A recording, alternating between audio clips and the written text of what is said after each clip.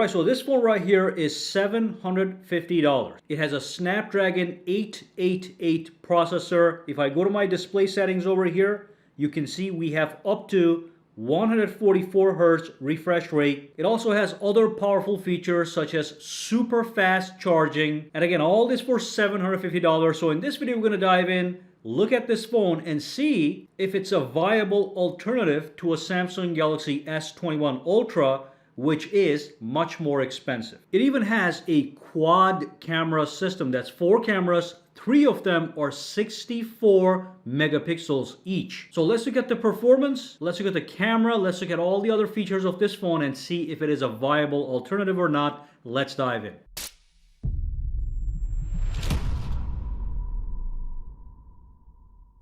Hey guys, Sak here from ZTE Tech, and in today's video we are going to be unboxing and reviewing the ZTE Axon 30 Ultra. Now this phone has a Snapdragon 888 processor, which is the fastest processor you can get. It's got a 144 Hz display refresh rate, yet this phone starts at $750. Also has 4 cameras, 5G, fast charging, and a large battery. So let's dive in and see what's going on with this phone. The normal flagship phones these days are over $1,000. Here we have a contender for $750. So let's see what it has and what it doesn't have. Okay, so here's the phone right here. I'm going to put this to the side for 1 second. Let's see what's in the box. So let's lift this up. All right. So we do have a nice compartmentalized design here. First thing, we have a box here. In that box, we are getting a free clear case. Okay, so already we have some value. The other thing right here, another box, let's see what's in here. That one has our cable, so that's the USB Type-C to Type-C cable, all right? So that's great, we have that as well. Let's put the case right here. And then on the final box over here, let's see, it should be the charging adapter. And that's exactly what we have. We have a large charging adapter. This one is, in fact, a 65 watt adapter, so it's fast charging.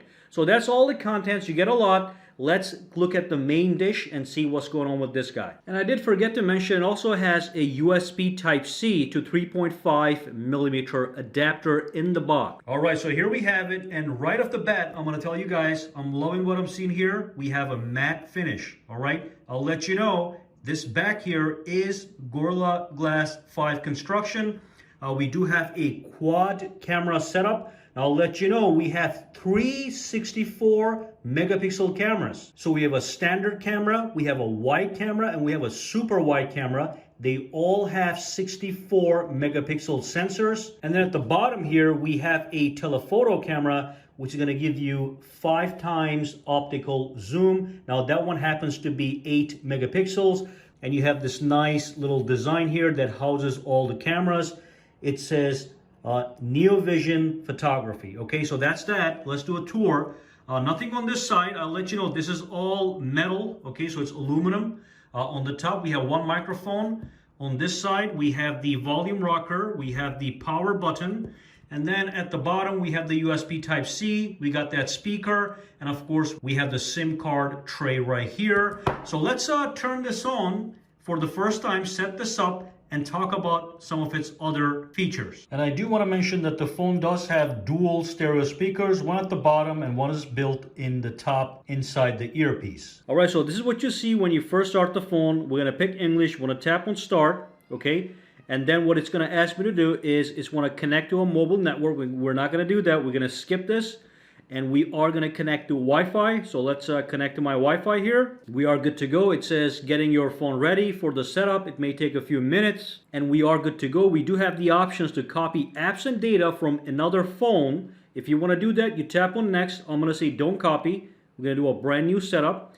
And then let's see what it's going to ask me next. And of course, an Android phone. So I'm going to log into my Google account. So that's all set up. The next thing that showed up was this privacy policy here. So let's tap on agree with that one. Now you do have a couple options here for biometrics. You can do the face with the front facing camera. You can do a fingerprint unlock if you want, which I'm going to do. And it does have an optical in-display fingerprint sensor. So what I'll do is I'll do a fingerprint plus pin. I'm going to show you guys the whole process here real quick. Okay, So that's the pin number, just something simple for the video. So let's record our fingerprint. There we go. Okay, just feed it different parts of your finger so you can read the whole thing. Nice and fast, impressive. Now once the edges, so we're going to do the edges, okay. Give it a bunch of everything here. Nice graphics. Okay, so we are done. That's the added fingerprint. We'll check the speed in a second. I'm going to tap on next. And then we have the 5G communication options here. I'm just going to say next. Do you want to use buttons for navigation or you want to use gestures? I'm just going to go with virtual navigation with the buttons for now. Tap on next. So we got the buttons at the bottom. All right. I'm going to say do it later. Is there anything else I want to do? I'm going to say no thanks. Okay. The phone is getting ready. Looks like we're ready to start the journey. Tap on start. And there we go. There we go. Now let's quickly test the fingerprint sensor. I'm just going to turn off the phone. Okay, I'm going to tap on the screen and I'm going to see. Okay, not bad. That was a quick unlock. Let's try that one more time. Turn off, tap on the screen. Not bad. Alright, so let's quickly talk about the display. We have a 6.67 inch display. This is a 1080p display. If I go to my settings and if I go into my display, you are going to notice that we have a bunch of things here that is just usual. But if I go to screen refresh rate, we have the option to go from 60 all the way to 144 Hertz display refresh rate. Okay, so it's got a really high refresh rate. Or you can keep it at auto if you so desire. It's going to pick it automatically. And also it is going to manage the battery properly. So there's no question that this display is beautiful. It's an AMOLED display. It's a large display. So it's great for media consumption. And of course it does have stereo speakers. So a great multimedia smartphone right off the bat. Of course we do have that punch hole cutout on the top. You've got thin bezels. That camera is 16 megapixels. One more thing, the glass on the front is in fact Gorilla Glass 5. It's not the latest Gorilla Glass Victus, but that's how they're able to reduce the cost a little bit. You can also see that we are running a special skin here. This is the MyOS skin. So if I go into my About phone, you'll see it's MyOS 11, Android 11. And the best part with this phone is the performance is smooth as butter. Okay, so like I said, we have Snapdragon 888 processor, 8 gigabytes of RAM, or if you want to purchase 12, you can pay $850. You can get 12 gigabytes of RAM, which will also get you 256 gigabytes of storage.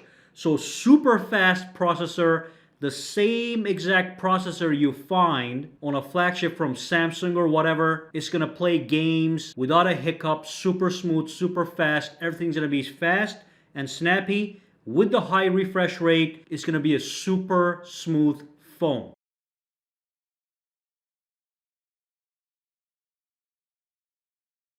Let's talk about the camera quality. Like we have said, on the rear we have a triple 64 megapixel camera array and an additional 8 megapixel telephoto camera. First, the video quality is slightly above average, but nothing stunning like the S21 Ultra or the iPhone 12 Pro Max.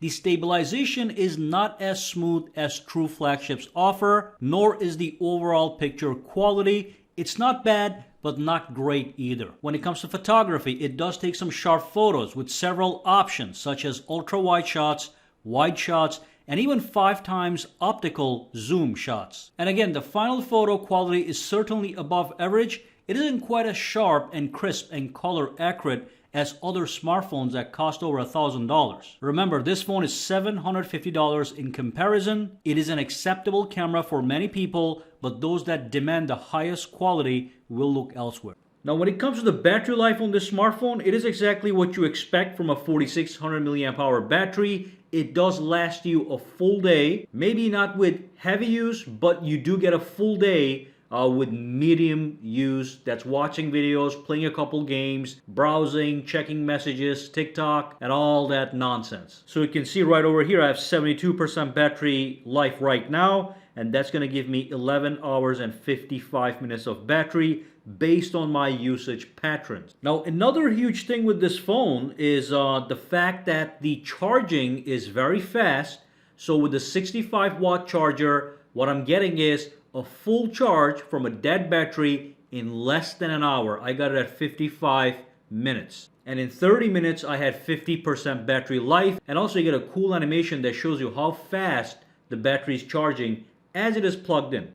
I do like the overall design of this. It's a nice and clean interface. So you go up and down, left and right, nice and smooth. When you pull down the notifications panel, you can see we have a slightly different look than what we're used to. You got 4 main quick toggles, and then you got a bunch of little ones right here. And of course, we have the notifications at the bottom right here. Let's look at a couple customization features here. So let's press and hold. So we have wallpapers, we have the effects. Let's tap on effect. So as we transition from page to page, I can pick different effects, as you can see. Okay, so that's cool. Let's keep it at cube out. And let's go to the wallpaper. Let's tap on allow. So look at all these beautiful wallpapers that come stock. So let's set this one up. Let's look at a couple of these guys here. Beautiful. Okay, they do have some really gorgeous wallpapers, no question about it. Some blur here. Okay, at the bottom I saw some other stuff here. Wow. Okay, so these wallpapers are really beautiful. Looks like we also have live wallpapers. Let's tap on this one. Tap on set. Set on home screen. Look at that. Beautiful. Okay. So those are some of the wallpapers that we have. Let me go back here, pick something nice and bright. Let's pick this one right here. I like that one. Tap. Set on home screen. Fantastic. Let's look at a couple more customization features here. Let's go to the settings. Okay, so if I go to the settings over here, what we have on the top is we have the home screen and lock screen options. Okay, so we have an always on display. If I tap on it, I can turn that on. Okay, and I can choose from various styles, which are nice and cool, as you can see. So we have that. What else we have is we have a bunch of home screen settings. So that's great. There's a lot of customization. For the home screen, we have some themes, a couple of these guys, wallpapers, we looked at that already. And if I go down over here, we also have this thing known as the features. So if I tap on this one, here's the system navigation options. Do you want the buttons? Do you want full screen navigation? You can change that from here, okay? And you can also use the one-handed mode, as you can see. So that's great. You can use one finger to control the phone if you want. Then we have the Z Pop feature here, which I can turn on, and that's going to give me a little icon here that I can use to do many things. Okay, so let's go back over here. You can pause and read this. I'm going to turn this off. I'm going to go back. Okay, we have the record screen option. We have the screen edge mistouch prevention options. So the edges of the screen can be programmed so you don't do accidental touches when you're holding the phone. And of course we have gesture and motion. We have raise to wake, auto answer, flip to mute. I'm seeing a lot of Samsung features in here. So that's great. This phone is going to be great for people that love customization. Looks nice and works super smooth, as you can see. So all the menus are nice and colorful. For example, sounds and vibration. Look at that. Beautiful. Okay. So that's that. Let's move on. But again, at $750, you get a great display, the best performance available, a large battery, super fast charging, stereo speaker. So it's a great package. But then when you go to the camera, what you're getting is you're getting a good but not great camera.